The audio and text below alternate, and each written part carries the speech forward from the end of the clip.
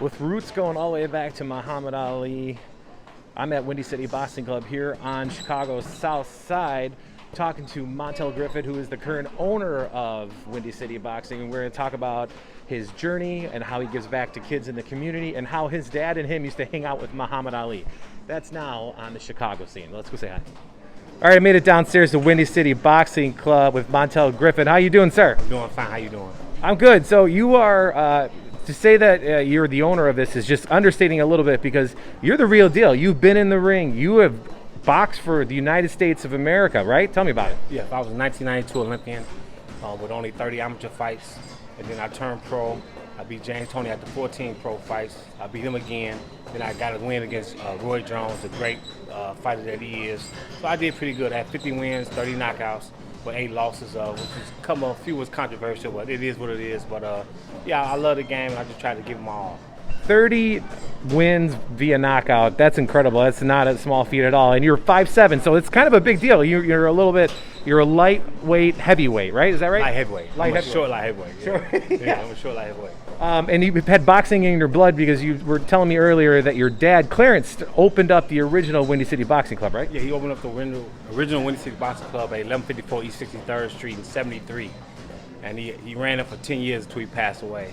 And your dad, you and your dad, he had, the greatest athlete, arguably, of all time. Muhammad Ali walking through the halls and talking to you and all the whole thing, right? Yeah, Muhammad Ali lived on Hyde Park, like 10 minutes from the gym. So he always tell my father, like, when I come in town, can I come train? And of course, my father said yes. And you're not gonna say no to Muhammad Ali, right? Every day he called and said he was on his way. By the time he got there, it'd be 100 people there. I don't know how, but it'd be 100 people there. He would train, interact with everybody. It was the greatest experience of my life. And just to show you an example, every time we would leave the gym, Ali would say, come ride with me. And I look at my father, he said, go ahead. Yeah. And I said, why you always make me go with him? He said, champ, you don't even understand what this is right now. And now I understand, you know what I'm saying? You had no idea the magnitude of who Muhammad Ali was. Muhammad Ali, but at 5, 6, 7, 8 years old, I thought everybody saw Muhammad Ali. I didn't know that I was blessed like that. You remember the kind of car Muhammad Ali was driving through the streets of Chicago? I rode with Rolls Royce. He had a Stutz Bearcat. Sure. I rode in that car with him. It was just a great experience. That's an incredible story. And sadly, your dad passed, and the ring or the gym closed, right? In '73. Well, no, he ran it to '83. I'm sorry, 83. A few owners took it over, and it ended up closing like 10 years ago. But as you see, I reopened it, and I reopened it with my father's name, Clarence Griffin, Windy City Boxing Club. Yeah, right there. I wanted his name, you know what I'm saying, to live on forever.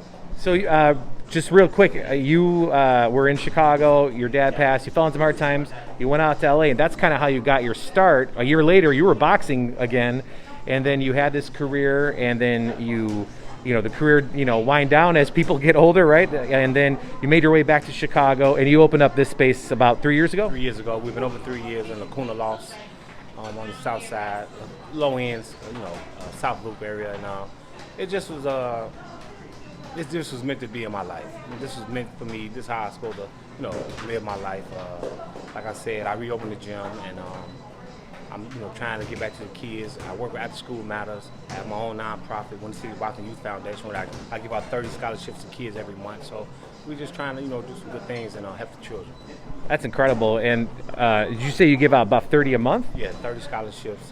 That's incredible. So kids come in and train, and so it's working out pretty good. And this is important to you. This was your dad started this. You had that love of boxing that now you get to carry on. Your own kids could mess around in the rink a little bit, right? Right. Yeah. My daughter, she wanted to box. I didn't let her. She's playing pro ball in Bosnia right now.